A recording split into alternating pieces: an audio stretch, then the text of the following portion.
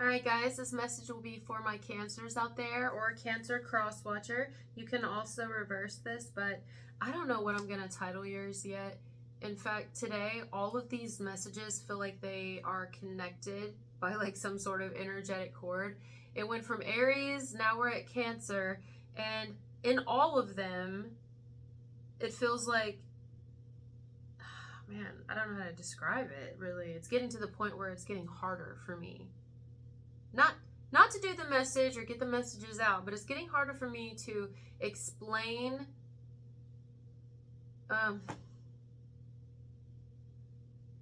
it's almost frustrating. It's just frustrating here because not to me, but whoever I'm picking up on here either is watching every one of these videos and this is why they're all connected, or literally it's just something's going on right now in the collective where a lot of people are like staying away, keeping away. You know, something works for a while, but then it's, you know, the staying away, the keeping away works for a while, but then it gets to a point where somebody's heart just explodes. I think we're there. I think we're there. It'd be like if you had to pee really bad, but you held it in for so long and you're like, how would I say this in Spanish? ¿Dónde está el baño? I don't know. I'm still learning, guys. I am not a professional, but anyway, it's like I can't hold it in. Oh, Dios mío. Like it hurts so bad. I'm just gonna pee on myself, you know. I mean, this is an awful way to explain it, Spirit, really, because this is more love. But it's just like if I'm gonna burst, yeah, someone is going to burst here. Either you or another. If it's reversed, someone will bust. It's just somebody also likes tits here. I'm hearing a tit man, but because I'm thinking bust, but literally somebody's heart is overflowing. It's exploding. It's pouring out. Like I can't hold it in anymore. It's hurting me. Because if you think about holding in urine, I mean, TMI, but there's a reason I said it, right? There's no coincidences here. It hurts. It literally hurts. It can make you sick, honestly. It can cause a lot more issues just holding it in. Somebody holding in their feelings for another here, holding back, refraining, restraining, constricting. It's making them go insane, really. It's driving somebody crazy. It's like if you restrict yourself from sugar or something and you just really want it and you want it and you want it, but you don't do it, right? Because you want to eat healthy. So you're just eating the vegetables, you're on the keto diet or whatever you're on, and you're like trying to be a good boy or trying to be a good girl or a good man, good woman, you know, just the idea. But then you just can't do it anymore. You just are like, it won't hurt me to have a little snack. It won't hurt me to have a little bit. That's what I'm getting. Somebody's like, it won't hurt me just to get a little taste. It won't hurt me just to, because I honestly can't handle it anymore. Like, this would be like if somebody here couldn't refrain from like masturbation or something. Like, I am not going to jack off for a long time because it upsets my partner. So I'm not going to do this. I'm just going to I'm going to wait and I'm going to hold it back so that I'm hearing last longer or something. I'm going to last longer. Yeah. And then it's like, you know what, fuck it. I can't hold back anymore. Or somebody's like waiting. Maybe this would be the idea, like if somebody was in a relationship and their partner couldn't have sex because they just had a child and they're bleeding for 6 months, 9 months, or they're on their period, or they just had surgery so they can, or they're sick, they're not feeling well, I don't know. They're on vacation, they're on a trip, and it's like, I can't hold out anymore. I'm just gonna have to give in and just whack it out tonight. I'm gonna have to whack it out because they're out of commission for so long and I just need to come or something. Like I just need to let it go, let it out, you know? But I get it in the sense of somebody here's been holding in their feelings. They've been holding back, refraining, distracting themselves, trying their damnedest to get over some sort of an addiction. You might want to watch Aries, Taurus, and Gemini because these are all connected. I think it's the same person. Well, maybe not all of them, but yeah, I mean, you know, there's a couple of different people coming through. But all in all, somebody here is like, they've been able to not let something get to them for long enough. They've been able to not give in to temptation, if you will, long enough. This may not even be actual temptation. Maybe something somebody's supposed to do, you know. But they've been restricting and holding back. And then now they're just going to give into it. because they can't handle it anymore. It's too much. It's painful. When I did ayahuasca, I hate saying it like that. When I journeyed with ayahuasca, I guess it was about 2 years ago now. I don't know, year and a half, two. One of the first things they told me, because you meet with like a doctor before you take it, you meet with somebody else, you have a couple of meetings with people at the resort before you go in and you have your ceremonies. And one of the things they tell you is, if I can give you any advice, especially if it's your first time, is whatever comes up, whatever emotion you feel, whatever visions you see, don't run. Don't run. If y'all done ayahuasca before, I'm just gonna have to say it like that. If y'all journeyed with ayahuasca before, leave it down in the comments. I love hearing these stories and these visions and whatever happened to you. I would love to hear it, okay? Because it's along those lines here where somebody has been doing everything but surrendering to what they're feeling, to, like, they know it's too strong what someone's feeling. It's too strong. And they know that something here is like, there's a reason for it. But they've been talking themselves out of it. Like, their head is telling them one thing and their heart is telling them another. Very close to Gemini's message I just did. And so they were like able to ignore it for long enough until it's caught up to them.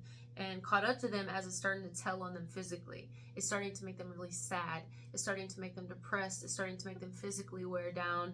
It's starting to make them maybe ill, sick.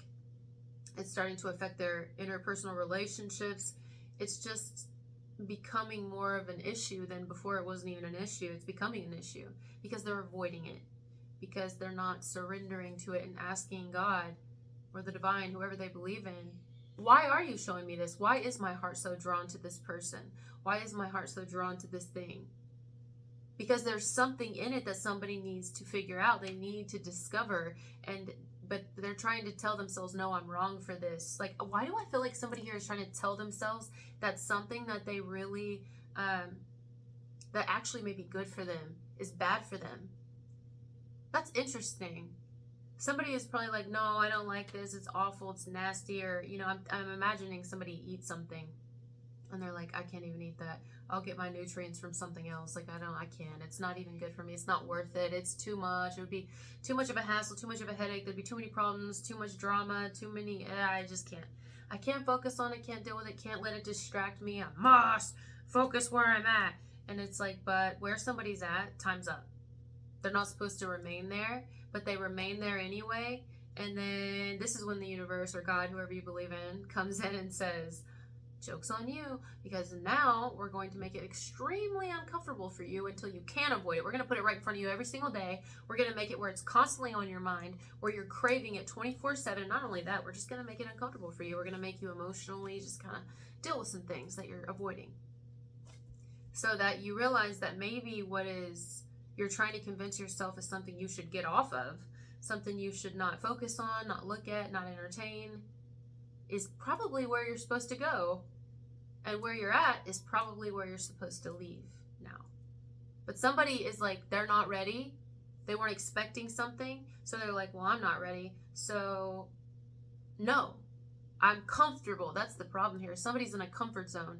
They've been in a comfort zone. They've been reluctant for change. They don't want change. Not this type of change. Like, you know, I mean, it would be nice. It's a good idea. It's a good fantasy. It's something fun to think about and have a nice little Jackie session too, or a little Witten session too, but that's it. You know, it's not going to go anywhere, and I don't want to deal with that. It's not even something I'm comfortable. And it's like, are you though? Because see, God knows more than we do. So God, I think, is here telling somebody, showing them many signs, like, I have literally sent you something that is actually better for you now. Let me give an example. 2 minutes on the clock, 2:02 actually, which is 22, master number 22. Interesting. Oh my God, it just slipped my head. No, so now I am lactose intolerant. Does that stop me from having cheese and everything I'm not supposed to? Hell no. I mean, I try to stay away from it. But listen, at one point in time, I was not lactose intolerant. I could have cheese, I could have dairy, I could have milk. I used to drink the shit out of milk, especially when I was on swim team growing up. I would drink almost like a gallon of milk in 2 days. I'm not kidding.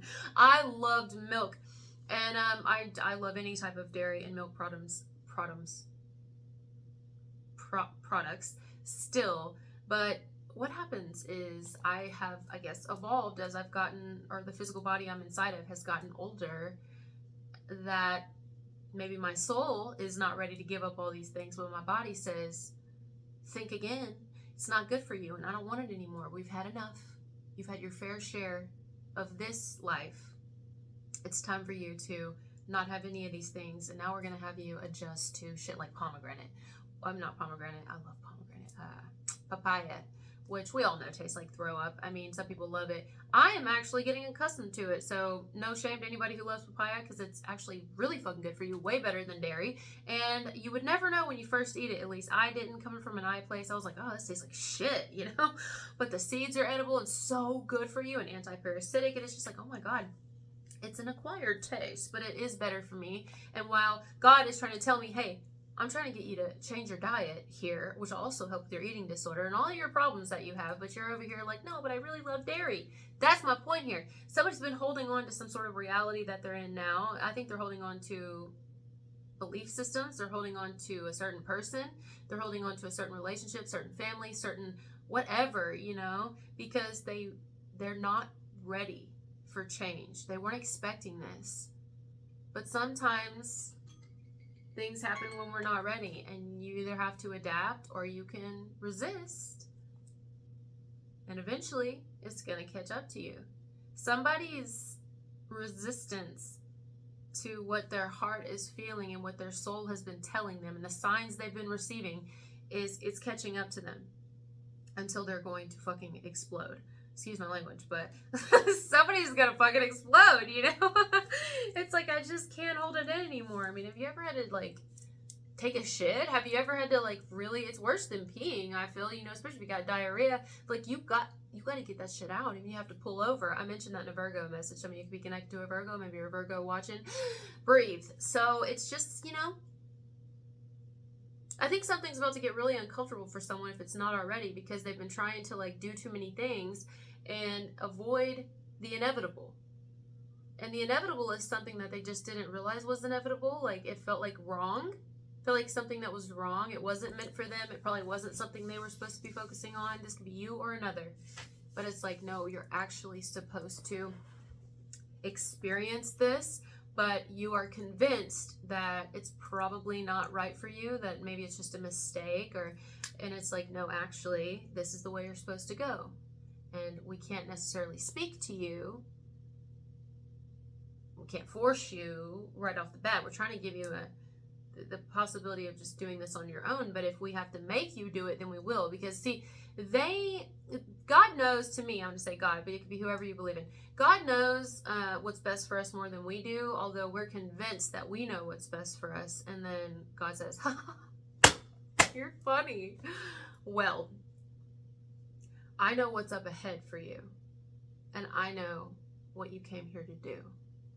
You're figuring it out. You think that this is what you came here to do because you established a comfortable reality here, but you also have something else, and it looks completely different than where you are now. You have to trust the process. But somebody here is you know, not trusting God or not trusting the process. Although in their mind, especially if they're religious or even spiritual, they may be saying, oh no, I definitely trust God and I trust my family and I trust this. And it's like, but they're not on your path. This is a very different path. This is what's right for you, but somebody is just like not hearing of it. And I think what's going to happen is, or what's happening right now is, they're like going to lose it. My stomach's growling. Somebody's going to have to eat. They're going to have to give in. You can only fast for so long.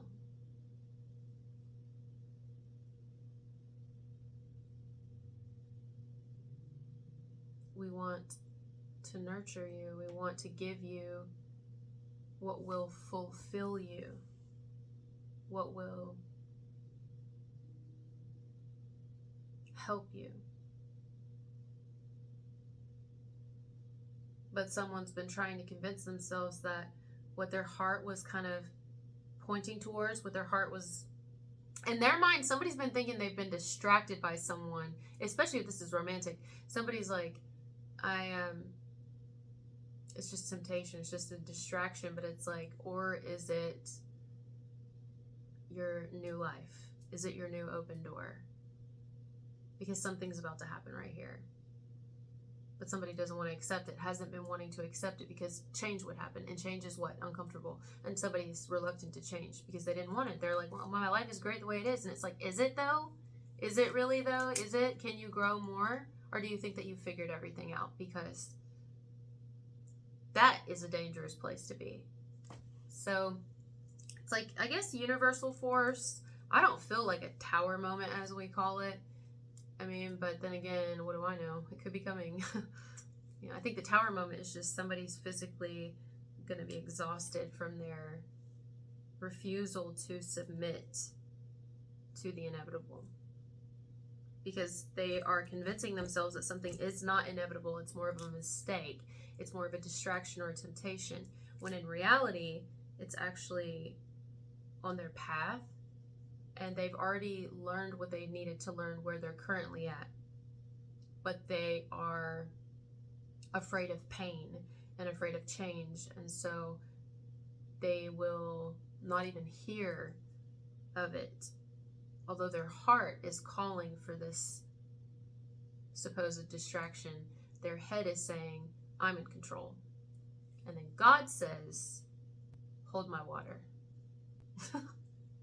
Not hold my beer. We're not drinkers. I mean, but if you are, no judgment. I'm just saying, hold my water. Hold my water. I'll show them. So this is what's happening. If this is not you at all and you're like, no, this doesn't resonate with me, I totally surrender to the process. Well, somebody who hasn't been surrendering to the process is about to. And they may end up saying, like, I love you. I love you. I don't know what to do with that. They may cry. Somebody may even cry here.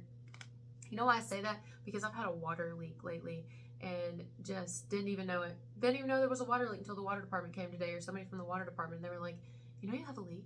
Like, your toilet is just running and running and running. And I'm like, oh my God. Like, didn't even know. But it's just like, it had to be stopped. And the way that you stop it is you have to turn it off. You have to, you know, it was like he came in and he was that savior, you know.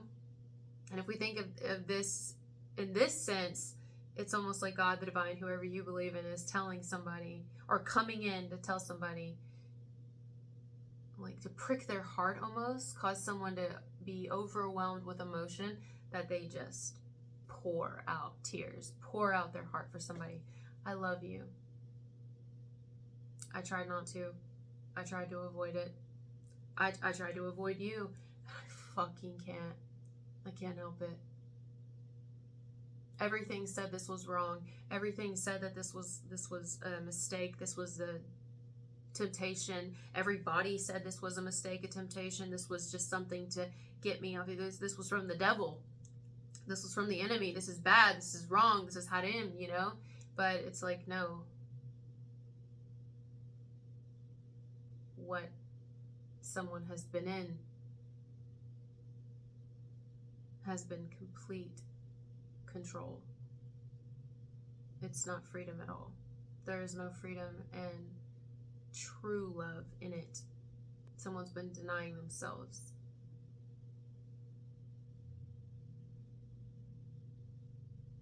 Denying what they feel. Denying their heart because they're too comfortable with what they've built for themselves, that they're afraid to lose. That's the real truth. All right, guys. Thank you for being here, and I'll talk to you later. Bye.